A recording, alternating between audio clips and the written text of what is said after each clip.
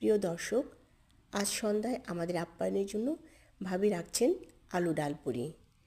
তার স্পেশাল আলু ডাল পুরির জন্য ভাবি সকল উপকরণ রেডি করে রেখেছেন, পাশাপাশি কিন্তু চাও বসিয়ে দিয়েছেন। আমি শিখছিলাম কিভাবে ভাবি তৈরি করে আলু ডাল পুরি। একই সাইজ করে লিচুগুলো কেটে তার ভিতরে দিয়ে দিচ্ছেন পুর।